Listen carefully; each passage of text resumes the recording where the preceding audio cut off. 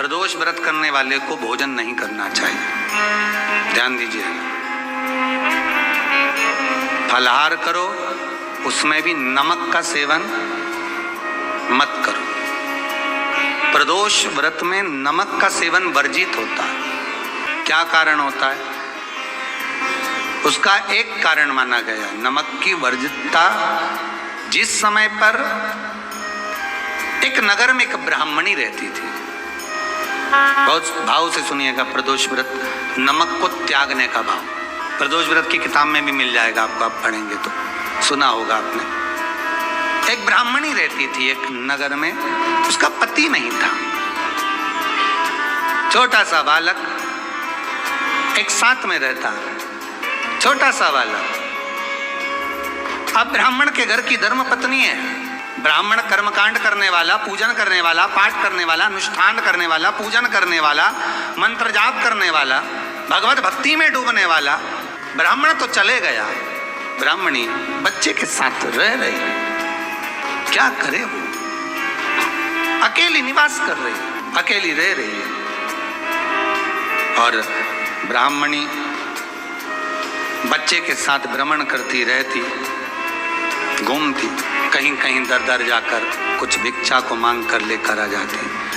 और भिक्षा लाने के बाद में उस भिक्षा को जब लेकर आती तो अपने बच्चे को भी खिलाती और स्वयं भी उसका पान करती। एक दिन ब्राह्मणी भ्रमण करते करते प्रदोष काल के समय पर शिव मंदिर में प्रवेश करी। प्रदोष काल के समय और शंकर मंदिर में जब प्रवेश करा, प्रदोष काल किसको कहते हैं?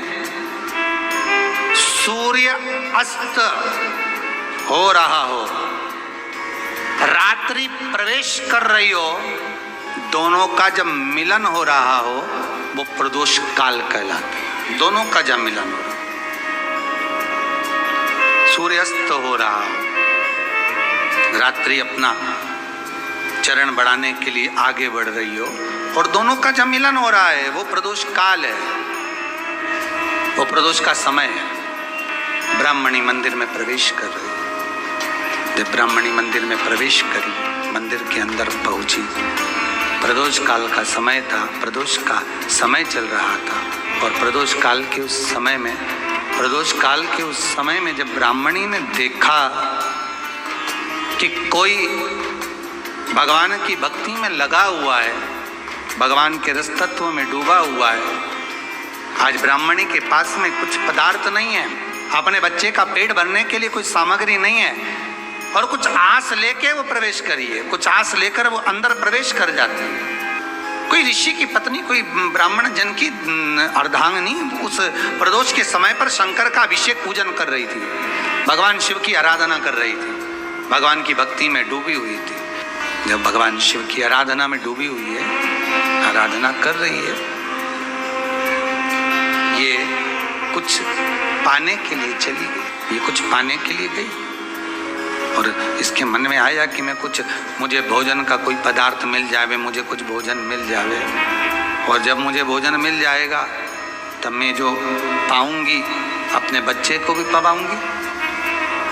पर जिस मंदिर में वो प्रवेश करी थी, जहाँ पर नारी पूजन कर रही थी शंकर की प्रदोष काल में, वहाँ पर पड़ी हुई कुछ वस्तु को इस ब्राह्मणी ने मांग लिया। मेरे बालक को बहुत भूख लगी है, मेरा बच्चा बड़ा भूखा है, इसके भोजन के लिए थोड़ी सी सामग्री दे दीजिए, इसके भोजन के लिए थोड़ा सा कुछ रस तत्व दे दीजिए। उसने उठाया थोड़ा सा पदार्थ, कुछ जो उसके पास में था वो दिया। जब दिया तो देने के बाद जब उसे प्राप्त हुआ और होने के बाद में जब वो मिल गया उसको, तो उसने उस समय पर उस पदार्थ को जैसे ही मुख में लिया, लेते ही कहा इसमें तो स्वाद नहीं है, इसमें स्वाद नहीं है। उस ब्राह्मणी ने बड़ा सुंदर एक संवाद कहा। घर का जो बड़ा होता है ना, घर का जो बड़े होता है, घर का बुजुर्ग जो होता है, घर का जो प्रथम स्थल प्राप्त करने वाला, मेन कुर्सी पर अच्छी जगह पर जो बैठने वाला होता है ना, ब्राह्मणी कहती है वो कभी किसी वस्तु में ऐब नहीं देखता, मिनक नहीं निकालता। समाज के अन्नकूट होते हैं, समाज के जब अन्नकूट होते हैं महाराज, समाज के जब अन्नकूट होते हैं, बड़ी बड़ी समाजों में जब कार्तिक महीने में अन्नकूट महोत्सव होते हैं, बहुत सारा प्रसाद बनता है। जो बुजुर्ग होते हैं ना, बड़े समझदार लोग होते हैं ना, तो अन्नकूट की जब प्रसाद खाने बैठते हैं ना, उसमें नमक नहीं भी होता ना तो नहीं बोलते कि इसमें नमक नहीं है। पर जो हमने डोनेशन दिया है, जब तुम आए थे समाज वाले तो हमने 1000 का लिफाफा दिया, 500 का लिफाफा दिया, 2000 का लिफाफा दिया और भोजन ऐसा बनवाया। एक व्यक्ति वो जो खाकर चुपचाप चले गया और एक व्यक्ति वो जिसने प्रसाद पर उंगली उठाई। इन दोनों को अन्नकूट की तारीख पे इनका नाम लिख लो और अगला अन्नकूट आए तब दोनों की दशा देखना। एक जो चुपचाप खाकर चले गया, भगवान के प्रसाद को प्रसाद मानकर, प्रभु का दर्शन मानकर लेकर चले गया, वो उन्नति की सीढ़ी पर चढ़ता चले गया। और जो मिनक निकालता रहा वो साल भर खटर पटर की जिंदगी जीता रहा। भगवान के प्रसाद में कभी भी ध्यान रखिएगा, भगवान के प्रसाद के अंतर्गत स्वाद की कोई मूलता नहीं होती। भगवान का प्रसाद स्वयं स्वाद है। भगवान के प्रसाद में नमक नहीं देखना, मिर्ची नहीं देखना, भगवान के प्रसाद में शक्कर नहीं देखना, भगवान के प्रसाद में कुछ ये नहीं देखना कि कितना माल डला, कितना घी, कितना बादाम, कितना काजू, कितना इलायची डला। हाँ, यहाँ तक शास्त्र कहता है कि भगवान का प्रसाद अगर बन रहा है तो उसकी सुगंध भी नहीं ली जाती है महाराज। यहाँ तक शास्त्र कहता है। जब तक भगवान उसको पानी ले तब तक उसका सुगंध भी नहीं ली जाती। और कई कई जगह तो भगवान को प्रसाद अगर सूखा सामान हाथ में आ गया, इलायची कैसी है, मंदिर के अंदर जाने वाली है भगवान को डालने के लिए, लाओ यार किसकी दुकान से आई इलायची बताओ, इलायची तो 25 बार सूंघा, हाँ हाँ अच्छी है, अब सूंघ लिया तो भगवान इसको स्वीकार करेगा क्या? अरे जम के तो बोलो। एक फूल तुमने बगीचे से तोड़ा और सोचा इसमें पहले मैं सूंघ लेती हूँ, इसमें स्वाद है कि नहीं, इस फूल में गंध है कि नहीं, इसमें सुगंध है कि नहीं, और फूल सूंघ लिया, उसके बाद तुम भगवान को देखो, भगवान स्वीकार करेगा नहीं। कई कई घरों में तो हंडी से दाल चलाती जाए ने हाथ में डाल के। महाराज ब्राह्मणी ने जैसी मुख में लिया थूक दिया। ये श्रेष्ठ नहीं है। जो ऋषि की पत्नी अंदर पूजन कर रही थी प्रदोष काल में, उसने कह दिया, आपका चेहरा बता रहा है कि आप ब्राह्मण की धर्म पत्नी हैं, पर आज आप दर दर जाकर अगर भिक्षा मांग रही हो, दर दर जाकर अगर भीख मांग रही हो, दर दर जाकर भिक्षा को मांग रही हो, तो इसमें आपके पति का दोष नहीं है, दोष आपका है। क्योंकि आप भगवान के प्रसाद में भी जो स्वाद देखी थी ना, ये आपका एक जन्म का नहीं है, ये ना जाने कितने जन्म का है। ब्राह्मणी के मस्तिष्क में बैठ गया, ब्राह्मणी के उस पुकाना वो बक्कल में नहीं अक्कल में बैठ गया कि ये स्वाद नहीं देखना। इसलिए प्रदोष व्रत के अंतर्गत ब्राह्मणी ने उस दिन से विचार कर लिया कि जैसे आप पूजन कर रही हो, जैसे आप अर्चना कर रही हो, जैसे आप आराधना कर रही हो, ऐसी आराधना, ऐसी पूजन, ऐसी भक्ति मैं भी करूँगी, ऐसी आराधना मैं भी करूँगी। अब मैं स्वाद नहीं देखूंगी। तो प्रदोष व्रत करने वाले को ध्यान रखना चाहिए कि नमक का सेवन ना करे, भोजन ना करे, फलाहार करिए, फल का आहार करिए, प्रयास करिए। और यदि आपने व्रत का ले लिया भोजन का कि हम तो एक टाइम फलाहार करेंगे, एक टाइम भोजन करेंगे, ऐसा भी कई लोग प्रदोष ले लेते हैं, तो वो बात आपकी है, आप तक रखो, ठीक है, अपने मन तक, ठीक है। बाबा आपकी मनोकामना पूर्ण करे, वो भी भाव।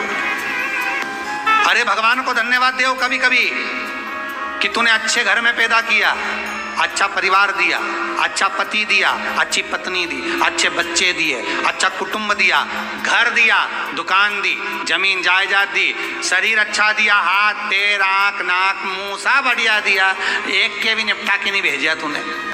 मान लो एक आध निपटा के भेज देता तो क्या झगड़ा करने ऊपर जाते? एक ही कान देता और एक गायब कर देता तो यहाँ से चिपका देता, क्या कर लेते?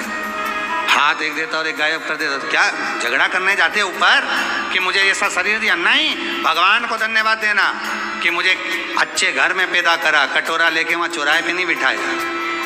तूने अच्छा घर दिया, 2 समय की रोटी दे रहा है, खूब जोरदार शरीर दिया, भजन करने का मुहूर्त दिया, और बचा कुचा था तो ये सियोर वाला महाराज दे दिया, कथा सुनाने वाला।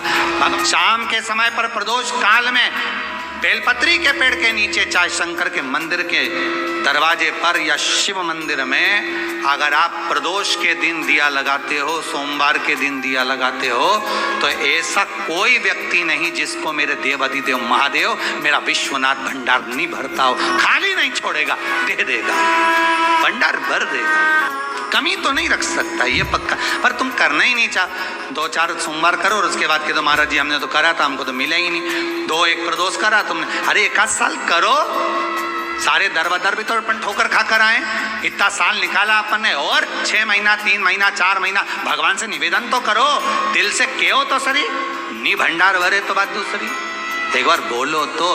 पर जगत के लोगों के सामने जाकर मत कहना, कहना तो देव अधिदेव महादेव से कहना। प्रदोष व्रत करने वाले को प्रदोष के दिन प्रयास करना चाहिए कि रात्रि के समय पर आधा घंटा, 10 मिनट, 20 मिनट जागरण करे। जागरण मतलब थोड़ा भगवान का भजन कर ले, भले 4-5 माताएं इकट्ठी नहीं हो तो अपन अकेले ही कर लो। अपन अकेले कम है क्या भाई? अपन कम पड़े, आराधना अकेले भी करो, जागरण करो। जब आपकी 11 प्रदोष हो जाए, 26 प्रदोष हो जाए, तब उद्यापन करो। उद्यापन 2 ब्राह्मणों को जोड़े से बुलाओ, ब्राह्मणों को जोड़े से बुलाकर उनके चरणों की पूजन कर कर, आराधना कर कर, सुंदर मंडप तैयार कर कर भगवान का, उसमें सुंदर रंगोली डालकर, मंडल बनवाकर पूजन करो शंकर भगवान की प्रदोष का। एक दिन पहले गणेश की आराधना करो, पूजन करो, और प्रदोष वाले दिन जो मंडल बनाए हैं पूजन अर्चना करने के लिए, जो स्थान दिया है उसकी आराधना करो। खीर की आहुतियाँ दीजिए 108 बार, जो ब्राह्मण आए उनके माध्यम से मंत्रों द्वारा पूजन कराकर खीर की आहुतियाँ दीजिए शिव नाम पे। महाराज फिर ब्राह्मणों को जोड़े से भोजन कराकर, चरणों को नमन कर कर, दक्षिणा प्रदान कर कर, निवेदन कर कर ब्राह्मणों से कहें, हे ब्राह्मण देवता, आप हमें आशीर्वाद प्रदान करें कि जिस प्रदोष का हमने व्रत किया है उस व्रत का पुण्य फल हमें प्राप्त हो। ऐसा ब्राह्मण चरण को नमन कर कर, प्रणाम कर कर उनसे अपने मस्तक पर अक्षत छुड़वाएं, फिर नमन कर कर, भोजन कराकर विदा करें। शाम को भगवान का जागरण करें। ऐसे प्रदोष व्रत का उद्यापन कर अपने जीवन को सार्थक बनाएं। ऐसा सुंदर प्रदोष व्रत का व्याख्यान वर्णन स्कंद पुराण में करा गया। वही स्कंद पुराण का प्रदोष व्रत का वर्णन आपको शिव महापुराण के इस सुंदर संवाद में किया गया।